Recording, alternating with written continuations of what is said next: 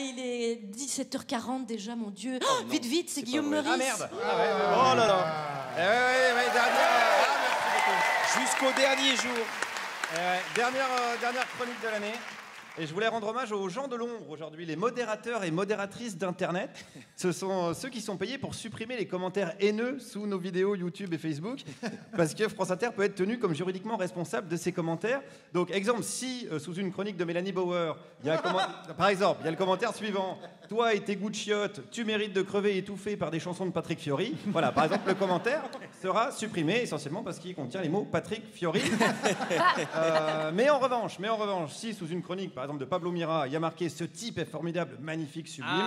Voilà, on se contentera de saluer l'aveuglement de la maman de Pablo et le commentaire sera conservé. D'accord, vous avez pigé? Alors, j'ai d'abord appelé Valérie, c'est une modératrice, pour connaître les insultes qui, nous, au niveau de l'émission, nous concernent le plus. Gauchias, journalope.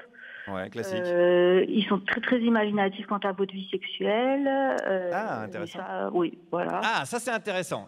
Voilà, c'est intéressant. Enfin, faut se calmer quand même parce qu'à part les déviances de Manoukian, qui lui valent ce sublime bracelet électronique à la cheville de la marque Mati, d'ailleurs, si je ne m'abuse. Et puis Alex qui persiste à trouver, je cite, fécondable Clara Dupont-Mono. Dans l'équipe, non mais c'est vrai, voilà, dans l'équipe tout se passe bien niveau sexualité. Alors poursuivons. Quel a été vraiment le moment fort de notre émission pour l'équipe de modérateurs? On a eu la chanson sur la Turquie. Alors oui. ça a été très très très très dur parce que en plus il y avait beaucoup d'insultes en turc. Mais alors comment vous faites dans ce cas-là? Vous êtes obligé de faire... On utilise le traducteur automatique. Voilà, bravo à Frédéric Fromet qui s'est donc payé le luxe d'une polémique internationale avec sa chanson. On rappelle qu'il a été interdit de kebab pendant 2 ans et qu'il a été menacé de se prendre des tomates salades dans l'oignon directement. Beaucoup de fantasmes également sur la vie sexuelle de Fred. D'ailleurs, je vais vous dire, il y a un top 3 de ceux qui suscitent le plus de réactions pas très très gentilles sur l'ensemble de la grille. J'ai demandé à Cédric, un autre modérateur. Il y a vraiment 3 sites principaux. Ouais. Frédéric Fromet, Cohen, qui a été un gros problème, mais pendant la période de la campagne présidentielle, ça a été une site privilégiée. Ouais. Là, il va sur Europe 1, donc je ne sais pas si vous modérez aussi Europe 1. Non, a priori, voilà, ça a été coupé, mais la personne a dit non. Donc chacun sa merde à un moment donné, ça sera au modérateur d'Europe 1 de se débrouiller. Et on en profite d'ailleurs pour saluer Patrick, qui nous a quittés ce matin pour rejoindre ses premières amours. Premières amours étant le nom qu'il donne à son carnet de chèques. Donc le top 3, donc Fromet, Cohen, et le 3e. Ce serait vous. Ah ouais, le 3e. Pendant la campagne présidentielle, vous avez été interviewé pour les militants. Ça nous a posé quelques problèmes. Ouais. Par contre, je suis assez admiratif parce que vous avez rencontré des militants de l'UPR. Nous, on les lit depuis quelques années. Mais j'en arrivais presque à douter de leur existence. Mais non, ils existent, les militants de l'UPR. Alors, c'est une espèce menacée, ils sont classés au patrimoine de l'UNESCO. Et ils sont quasi aussi rares que les électeurs de Benoît Hamon, mais les électeurs de Hamon bénéficient de réserves naturelles. Par exemple, aujourd'hui, les gradins du studio 104 de la maison de la radio, on vous voit, ils sont là, les 6%. Si vous avez à côté de vous un Lexomil avec des pattes, c'est un électeur de Benoît Hamon. Mais revenons à l'UPR, parce que c'est un cas intéressant pour les modérateurs Internet. Le jour de l'interview, clairement, on les a vus arriver en très très très grand nombre.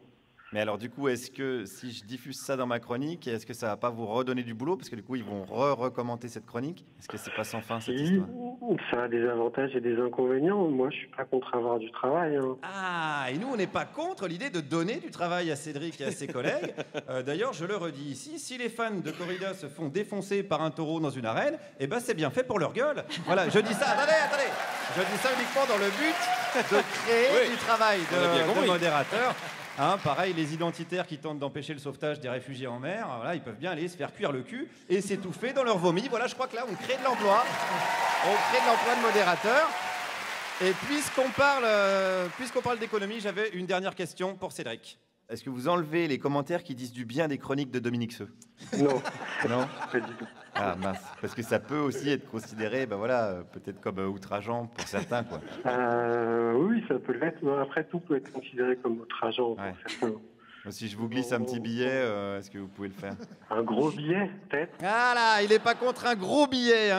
Et moi, je suis pas contre l'idée de vous faire de gros bisous et remercier Cédric, Valérie, ainsi que toute l'équipe de l'émission et vous qui nous écoutez. N'oublions pas que c'est les vacances, mais pas celles du pouvoir. Jupiter va continuer son délire maniaco-narcissique.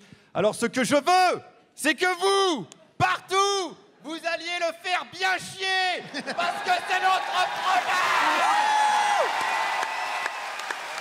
Guillaume Meurice. Merci pour toute cette saison, Guillaume Meurice. Merci à vous les amis. C'est donc la révolution dans le studio 104 Il a mouillé le maillot. de la Maison de la Radio. La révolution a démarré, ça y est. Merci Guillaume.